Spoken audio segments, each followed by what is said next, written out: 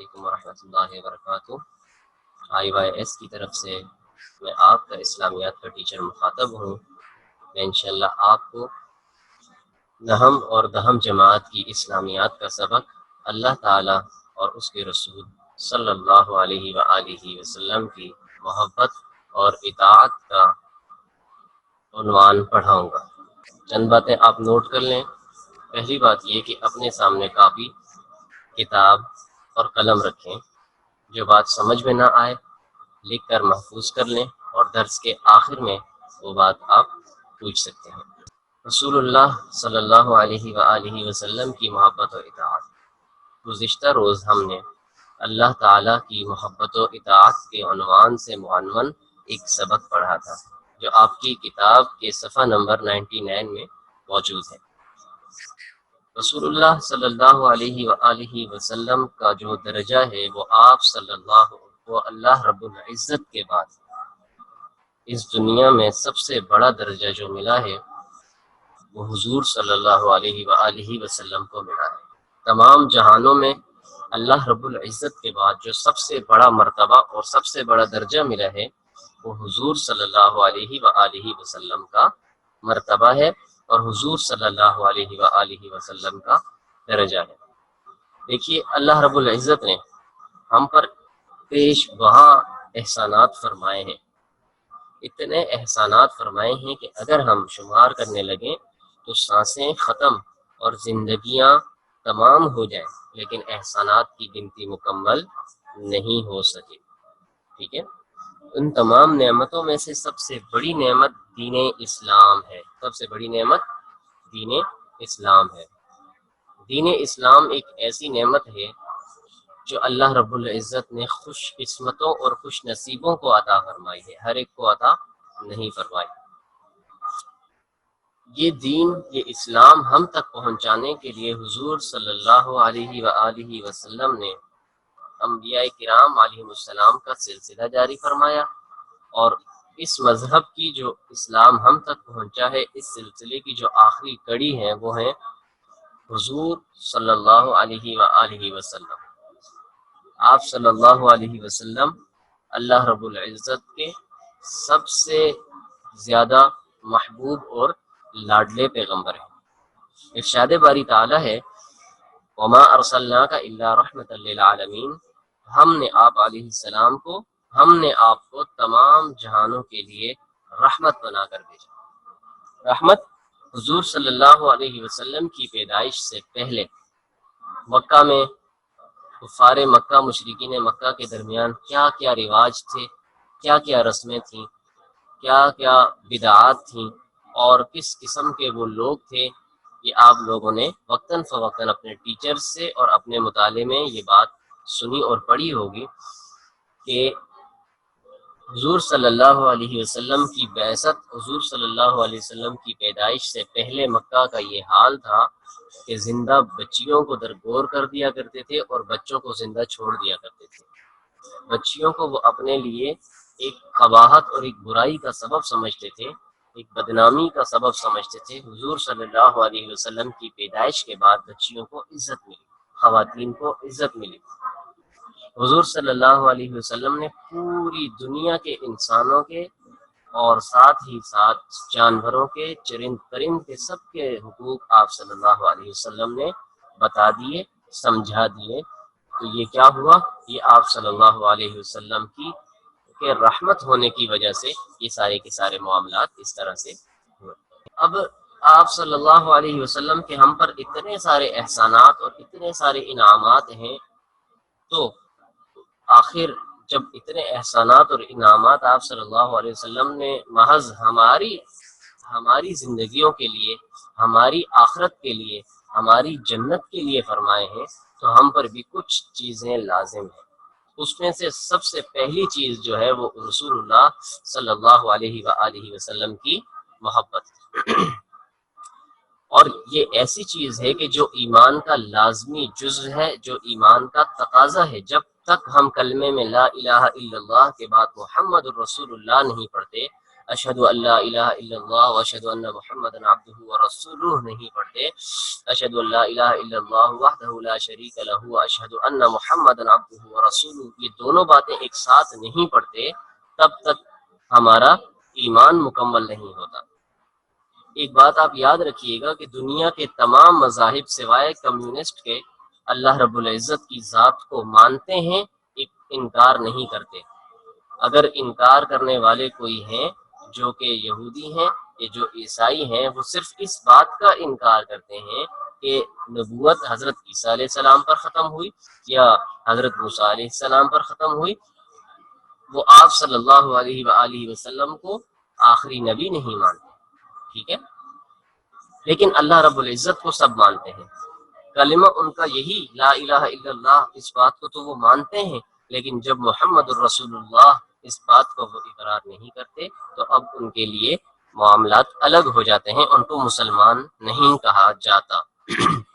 اسی لیے یہ ایمان کا لازمی تقاضا ہے کہ حضور صلی اللہ علیہ وسلم کو مانا جائے، آخری نبی مانا جائے، اور حضور صلی اللہ علیہ وآلہ وسلم سے محبت کی جائے۔ قرآن مجید میں اللہ تعالیٰ نے اس محبت کا ذکر کرتے ہوئے فرمایا ہے النبی اولا بالمؤمنین من انفسہم وازواجہ امہاتہم، کہ نبی اکرم صلی اللہ علیہ وسلم مومنوں کو ان کی اپنی جانوں سے بھی زیادہ محبوب ہیں، اور نبی کی بیویاں ان کی مائیں ہیں، اس کی مؤمنین کی مائیں ہیں۔ نبی اکرم صلی اللہ علیہ وسلم ایمان والوں کو ان کی اپنی جانوں سے بھی زیادہ عزیز ہیں، محبوب ہیں، اور یہ اس کا آپ نے مشاہدہ کیا ہے مختلف جنگوں میں۔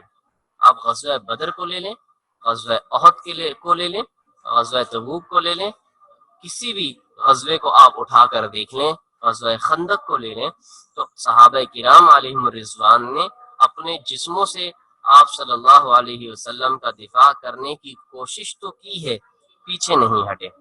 انہوں نے اپنی جانوں سے بھی زیادہ عزیز اور محبوب کس کو جانا؟ آپ صلی اللہ علیہ وسلم کی ذات کو۔ یہاں پر ایک واقعہ یاد آ گیا کہ ایک دفعہ حضرت عمر رضی اللہ تعالی عنہ نے فرمایا، کہنے لگے آپ صلی اللہ علیہ وآلہ وسلم سے کہ یا رسول اللہ، میں آپ سے بہت زیادہ محبت کرتا ہوں، ٹھیک ہے، یعنی کہ میں آپ سے محبت بہت زیادہ کرتا ہوں، آپ مجھے ہر چیز سے زیادہ عزیز ہیں سوائے میری اپنی جان کے، سوائے میرے نفس کے۔ آپ صلی اللہ علیہ وآلہ وسلم نے فرمایا کہ جب تک میں تمہیں تمہارے نفس سے بھی زیادہ عزیز نہ ہو جاؤں تب تک مومن نہیں ہو سکتے۔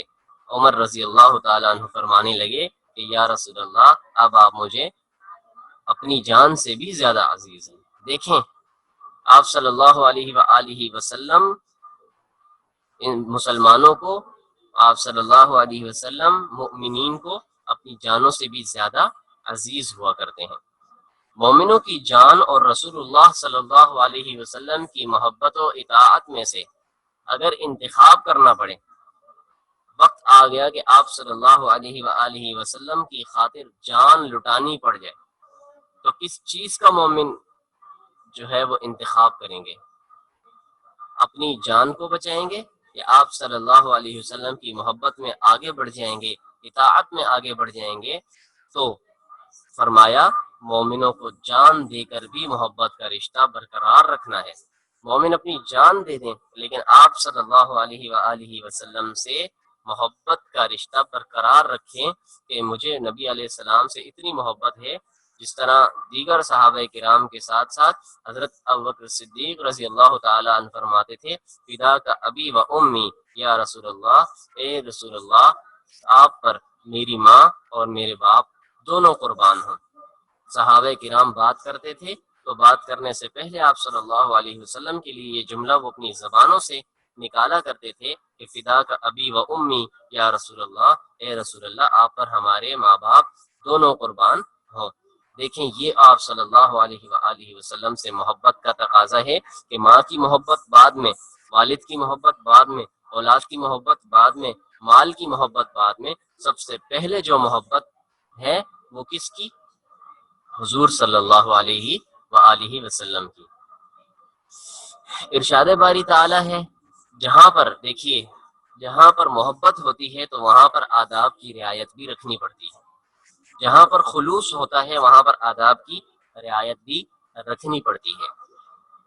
اللہ تعالیٰ کا ارشاد ہے سورۃ الحجرات پارہ نمبر 26 کی آیت ہے لا تقدموا بین یدی اللہ ورسولہ واتقوا اللہ، اللہ تعالیٰ اور اس کے رسول صلی اللہ علیہ وآلہ وسلم سے آگے نہ بڑھو اور اللہ سے ڈرتے رہو، اللہ سے ڈرتے رہو، ان سے آگے نہ بڑھو، جہاں تک انہوں نے حکم دے دیا وہیں تک اس حد تک جاؤ، اس حد سے آگے بڑھنے کی کوشش مت کرو، جہاں انہوں نے حد بتا دی کہ یہاں پر اس سے آگے آپ نے یہ کام نہیں کرنا، منع فرما دیا، تو اب اس حد سے آگے نہیں بڑھنا، ٹھیک ہے۔ اگر اس حد سے آگے بڑھیں گے تو یہ گناہ اور یہ حرام کام میں شامل ہونا اور حرام کا فعل کا ارتکاب کرنا کہلائے گا۔ گفتگو میں سلیقہ، بات کرنے میں طریقہ ہو، تمیز ہو، تہذیب ہو، ٹھیک ہے، اخلاق ہو، جیسے حضور صلی اللہ علیہ وسلم نے ہمیں تمام چیزیں سکھائی ہیں وہ ساری کی ساری چیزیں ہوں۔ گفتگو میں سلیقہ، عمل میں مطابقت، کہ جو بات کر رہے ہیں وہ بات ہم صحیح کریں، جو کام کر رہے ہیں وہ کام حضور صلی اللہ علیہ وسلم کے عمل سے میل کھاتا ہو، یعنی آپ صلی اللہ علیہ وسلم والے جو اعمال تھے وہ اعمال ہم کریں، اسے کہتے ہیں عمل میں مطابقت۔ اور رویوں میں اطاعت ہوگی، یعنی ہم دوسروں کے ساتھ جو سلوک کریں، جس سلوک سے پیش آئیں، اگر وہ سلوک آپ صلی اللہ علیہ وسلم کے اس سلوک جیسا ہے جو آپ صلی اللہ علیہ وسلم کا دوسروں کے ساتھ تھا، والد کے ساتھ ہمارا وہ سلوک ہو جو حضور صلی اللہ علیہ وسلم نے احادیث میں فرما دیا، والدہ کے ساتھ وہ سلوک ہو جو آپ صلی اللہ علیہ وسلم نے فرما دیا، بہنوں بھائیوں کے ساتھ وہ سلوک ہو جو آپ صلی اللہ علیہ وسلم نے کر کے دکھا دیا، مسلمانوں کے ساتھ وہ سلوک ہو، انسانوں کے ساتھ وہ سلوک ہو، ملازموں کے ساتھ، الغرض دنیا میں جانوروں تک کے ساتھ وہ سلوک ہو جس کا آپ صلی اللہ علیہ وسلم نے عملی نمونہ پیش فرما دیا، دکھا دیا، تو یہ رویے میں ہماری اطاعت ہوگی، تو جا کر ہمارے دل میں، ہمارے دماغ میں، ہمارے اعمال میں تقوی کا مفہوم پیدا ہوگا، تقوی پیدا ہوگا، اور تب ہی جا کر حق تقوی کا ادا ہوگا۔ پھر سنیے، گفتگو میں سلیقہ، عمل میں مطابقت اور رویوں میں اطاعت ہوگی تو کیا پیدا ہوگا؟ تقوی، تو کیا ادا ہوگا؟ تقوی کا حق ادا ہوگا۔ اس لیے ضروری ہے کہ اللہ تعالیٰ کے احکام اور رسول اللہ صلی اللہ علیہ وسلم کے ارشادات جاننے کی کوشش کی جائے کہ آپ صلی اللہ علیہ وسلم نے کیا فرمایا، اللہ رب العزت نے کیا حکم دے کر بھیجا، ان کو انسان سوچے۔ اسی لیے تو کہا جاتا ہے طلب العلم فریضۃ علی کل مسلم، علم حاصل کرنا ہر مسلمان پر فرض ہے، ہر مسلمان مرد و عورت پر علم حاصل کرنا کیوں فرض ہے؟ وجہ کیا ہے اس کے فرض ہونے کی؟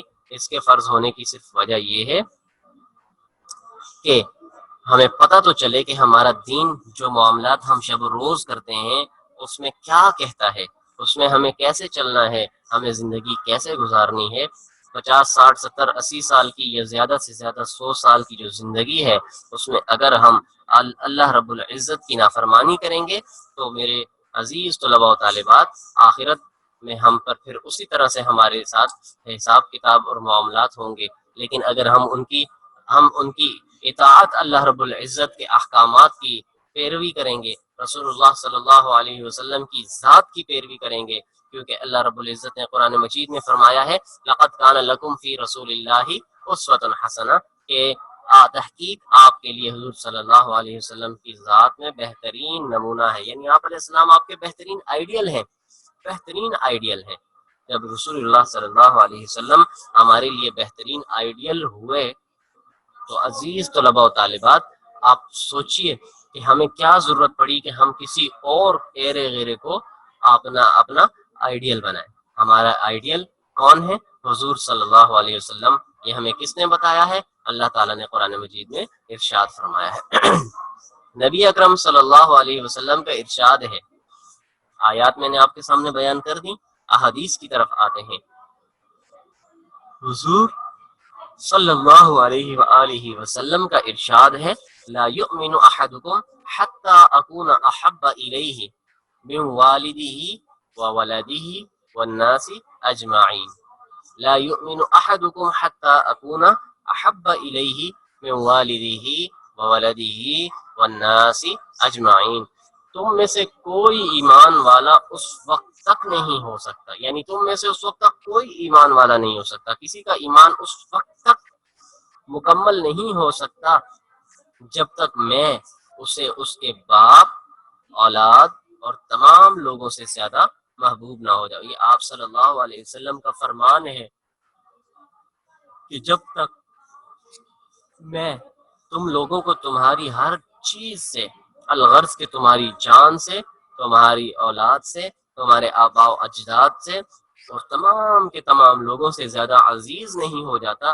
تب تک تمہارا ایمان مکمل نہیں ہوتا۔ دوسری جگہ ارشاد فرمایا تم میں سے کوئی اس وقت تک ایمان والا نہیں ہو سکتا جب تک اس کی خواہشات ان احکام کے تابع نہ ہو جائیں جو میں لایا ہوں۔ دیکھیے کتنی بڑی بات آپ صلی اللہ علیہ وسلم نے ارشاد فرما دی۔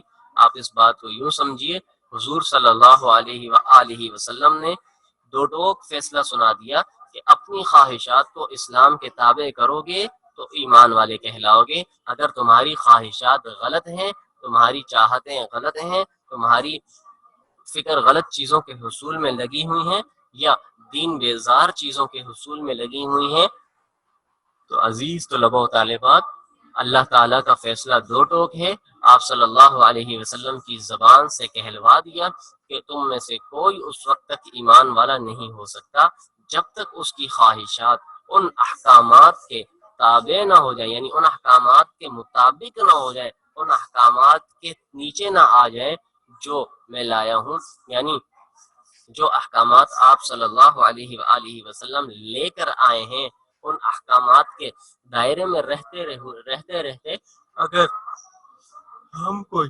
خواہش کرتے ہیں تو ہم مومن ہو سکتے ہیں، کامل ایمان والے ہو سکتے ہیں، لیکن اگر ہم اس کی حدیں پار کرنے کی کوشش کرتے ہیں، کسی گناہ کی چاہت کرتے ہیں تو میرے عزیز طلباء و طالبات ہم پھر سمجھ لیجئے کہ ہمارے ایمان میں فطور ہے اور نقص ہے۔ اچھا جی، ان آیات اور احادیث سے ہمیں کیا بات معلوم ہوئی؟ اللہ تعالیٰ اور رسول اللہ صلی اللہ علیہ وسلم سے محبت میں کوئی اور شریک نہ ہو۔ اللہ تعالیٰ اور رسول صلی اللہ علیہ وسلم سے محبت میں کوئی شریک نہ ہو۔ رسول اللہ صلی اللہ علیہ وسلم کی محبت تمام رشتوں اور تمام تعلقات سے بڑھ کر ہو۔ رسول اللہ صلی اللہ علیہ وسلم سے محبت کا لازمی نتیجہ یہ ہو کہ آپ صلی اللہ علیہ وسلم کے ارشادات کو تمام ذاتی پسند اور ناپسند پر ترجیح حاصل ہو۔ مجھے یہ چیز پسند ہے، مجھے یہ پسند نہیں ہے، نہیں۔ کیا اللہ کو یہ چیز پسند ہے؟ کیا حضور صلی اللہ علیہ وسلم کو یہ چیز پسند تھی؟ جی ہاں، حضور صلی اللہ علیہ وسلم کو یہ چیز پسند تھی تو مجھے پسند، اگر ناپسند تھی تو مجھے ناپسند۔ اب اگر میں صرف اپنی ہی پسندیدگیاں اور ناپسندیدگیاں دیکھتا رہوں گا تو ہم اللہ رب العزت کو بھی ناراض کرتے رہیں گے اور آپ صلی اللہ علیہ وآلہ وسلم کو بھی ناراض کرتے رہیں گے۔ اسی کے بارے میں اللہ تعالیٰ نے ارشاد فرمایا اطیعوا اللہ واطیعوا الرسول ولا تبطلوا اعمالکم، اللہ تعالیٰ اور اس کے رسول صلی اللہ علیہ وسلم کی اطاعت کرو اور اپنے اعمال ضائع نہ کرو۔ اعمال ضائع ہو جاتے ہیں جب اطاعت نہیں ہوتی، ٹھیک ہے۔ میں یہاں پر آپ کو ایک چھوٹی سی بات سمجھاتا ہوں ایک مثال کے ذریعے سے، غور سے سنیے گا، توجہ طلب بات ہے۔ ایک پاکستانی شخص، یہ حقیقی واقعہ ہے، ایک دفعہ ہوائی جہاز میں سفر کر رہا تھا کہ اس کے ساتھ ایک انگریز خاتون بیٹھی ہوئی تھی، ایجڈ تھیں وہ۔ انہوں نے اس پاکستانی شخص سے سلام دعا کی اور پوچھا کہ آپ کہاں سے تعلق رکھتے ہیں، تو اس نے کہا کہ میں پاکستانی ہوں، اور وہ بہت خوش ہوئی۔ پھر پوچھا کہ آپ پاکستانی ہیں تو آپ نے قائد اعظم کے بارے میں تو یقیناً، محمد علی جناح رحمۃ اللہ علیہ کے بارے میں تو یقیناً آپ نے پڑھا ہوگا، سنا ہوگا۔ کہا بالکل پڑھا ہے۔ اب وہ خاتون ڈاکٹر تھیں اور وہ وہاں پر ہسٹری پڑھایا کرتی تھی، اور اس میں انہوں نے یہ چیزیں بھی پڑھائی ہوئی تھیں اپنے ملک میں، اور ان کا اس پر ان کی اچھی خاصی ریسرچ تھی۔ تو کہا کہ وہ آپ کے آئیڈیل کون ہیں اس اعتبار سے؟ کہا قائد اعظم محمد علی جناح۔ یعنی ملک جو قائد اعظم کے نکات ہیں کیا وہ بھرپور ہیں؟ پہلے انہوں نے گاندھی جی اور قائد اعظم کے درمیان فرق پوچھا، تو انہوں نے فرق یہ بتایا کہ گاندھی جی فلاسفر تھے، ٹھیک ہے، وہ فلاسفی سے تعلق رکھتے تھے، اور قائد اعظم جو تھے وہ پریکٹیکل شخص تھے، وہ کہتے کم تھے، وہ کر کے مثالیں قائم کرتے تھے، وہ کام کرتے تھے اور مثالیں قائم کرتے تھے۔ پوچھا اس خاتون نے کہ اچھا آپ قائد اعظم کی کچھ مثالیں بیان کر سکتے ہیں؟ کہا بالکل بیان کر سکتا ہوں۔ اس بندے نے قائد اعظم کی مثالیں بیان کی اور کہا کہ وہ سچے اور کھرے انسان تھے، کبھی جھوٹ نہیں بولتے تھے، طرح طرح کی باتیں۔ آپ کے جب آئیڈیل وہ ہیں تو آپ یہ بتائیے کہ آپ ان کو اپنا آئیڈیل کیسے مانتے ہیں؟ کیا ان والی کوئی ایک خاصیت بھی آپ کے اندر، آپ کے ملک والوں کے اندر موجود ہے مکمل طور پر؟ وہ خاموش ہو گئے، کوئی جواب نہیں رہا۔ پھر کہا کہ حضور صلی اللہ علیہ وآلہ وسلم جو آپ کے نبی ہیں ان کے بارے میں بھی میں نے مطالعہ کیا ہے، وہ بھی آپ کے مذہبی لحاظ سے آئیڈیل ہیں، ان کی ذات تو بہت زبردست ذات تھی، ان کے معاملات تو بہت اعلیٰ تھے، کیا آپ کے اندر بھی ان والی ساری باتیں موجود ہیں؟ وہ آپ کے آئیڈیل ہیں، آئیڈیل کو تو انسان فالو کرتا ہے، تو کیا موجود ہیں وہ باتیں؟ بندہ خاموش ہو گیا۔ اب دیکھیے، سوچئے کتنی بڑی بات ہے کہ ہمیں غیر اٹھ کر کہہ رہے ہیں کہ آپ کا یہ آئیڈیل ہے، حضور صلی اللہ علیہ وسلم کی ذات آپ کے آئیڈیل ہیں۔ آپ آج گوگل کر کے سرچ کریں، 100 سب سے سچے انسانوں کی لسٹ میں آپ صلی اللہ علیہ وآلہ وسلم کا نام سب سے پہلے موجود ہے۔ آپ صلی اللہ علیہ وسلم کا نام سب سے پہلے موجود ہے سب سے سچے اور کھرے انسانوں کی لسٹ میں۔ تو کیا ہمارے اندر حضور صلی اللہ علیہ وآلہ وسلم والی صفات موجود ہیں؟ کیا ہم ان کو اپنے اندر پیدا کر سکتے ہیں؟ عزیز طلباء و طالبات، اس بات کو سوچئے، اس بات پر فکر کیجئے۔ میں پہلے بھی کئی بار کہہ چکا ہوں، میں اب دوبارہ کہہ رہا ہوں کہ ہم نے سب سے زیادہ جو محنت کرنی ہے وہ اپنے ایتھکس پر کرنی ہے، اپنے اخلاق پر کرنی ہے۔ ہمارے اخلاق اچھے ہو گئے، ہمارا سارا معاملہ اچھا ہو جائے گا، لیکن اگر ہمارے اخلاق ہی اچھے نہیں ہیں تو کچھ بھی اچھائی ہمیں نصیب نہیں ہو سکتی، کوئی فائدہ ہمیں نصیب نہیں ہو سکتا۔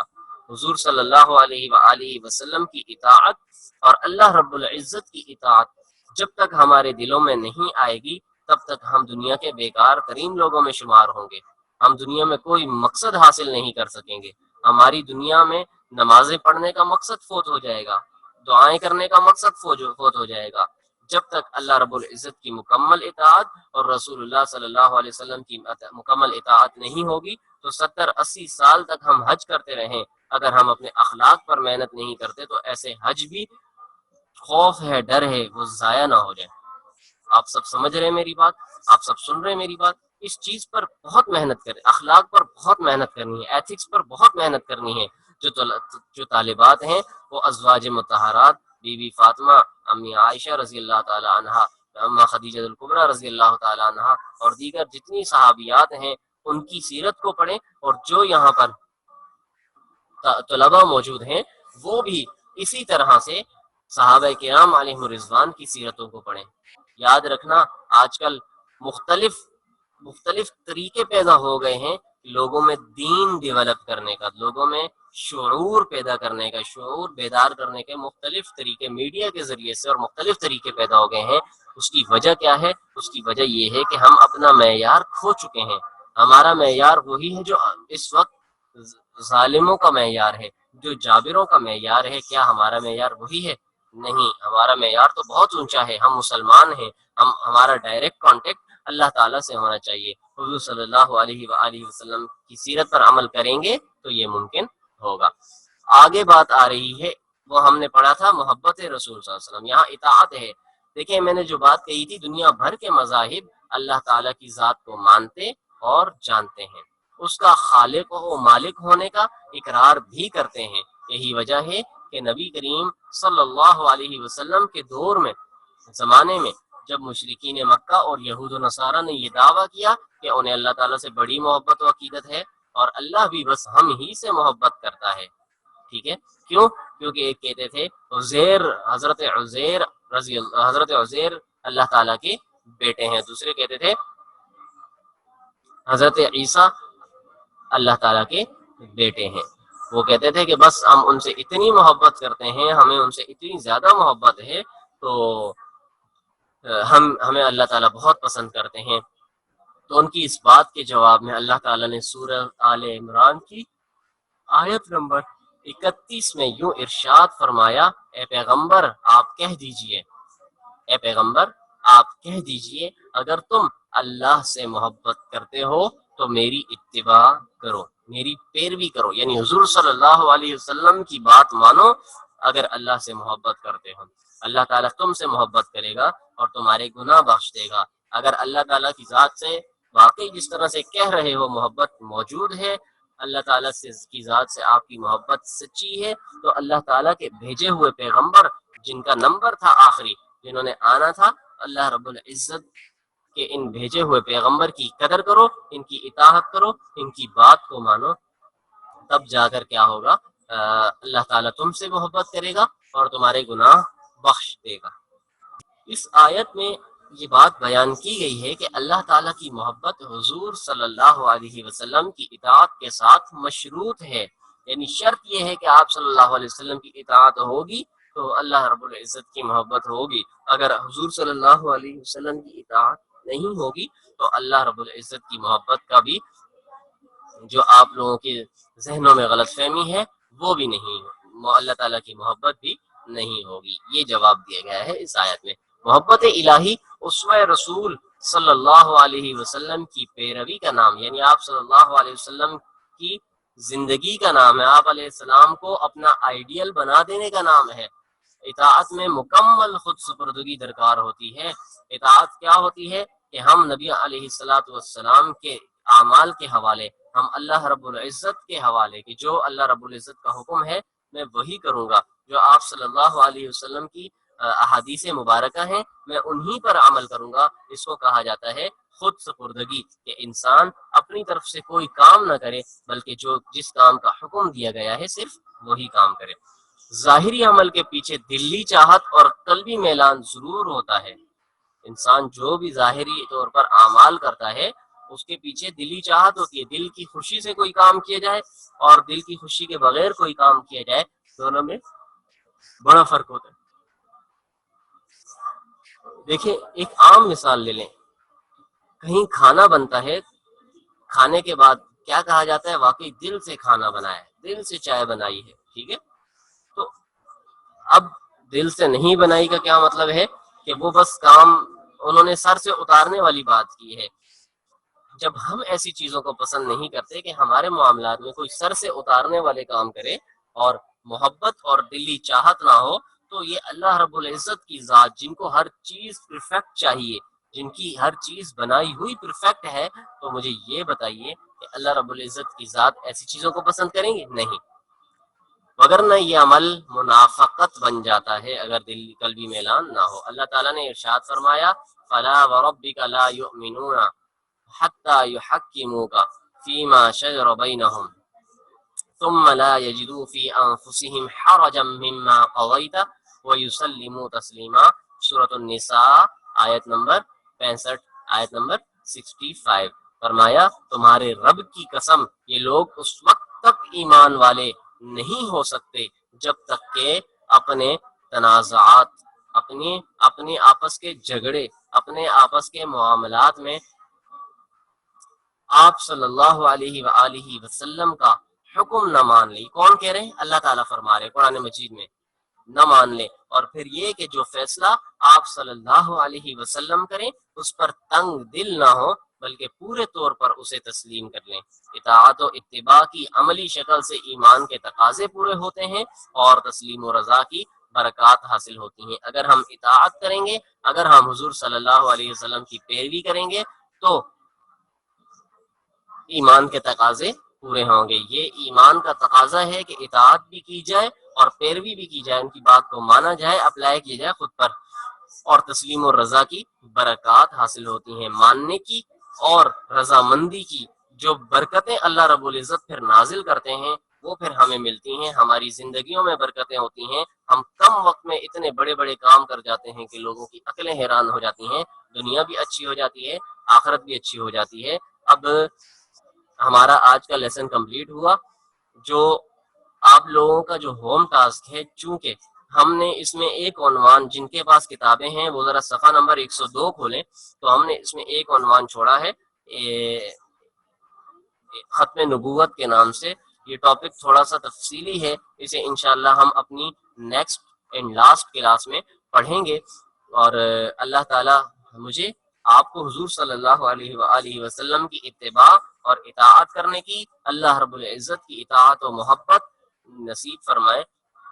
اور جو ہوم ٹاسک ہوگا انشاءاللہ وہ آپ کی جو اگلی کلاس ہے اس کے بعد مکمل طور پر آپ کو ایم سی کیوز میں بھی اور سوال جواب میں بھی ہوم ٹاسک آپ کو دیا جائے گا۔